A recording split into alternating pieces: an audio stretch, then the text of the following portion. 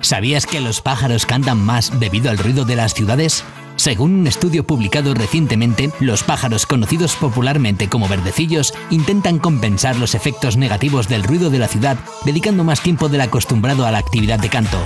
Según Mario Díaz de Alcesic, estas aves pueden emplear hasta el 60% del tiempo en cantar a niveles de 70 decibelios, pero a partir de ese nivel cantan menos, probablemente porque dedicar más tiempo al canto puede interferir en exceso con tareas tan importantes como estar atento a los depredadores o a otros verdecillos vecinos.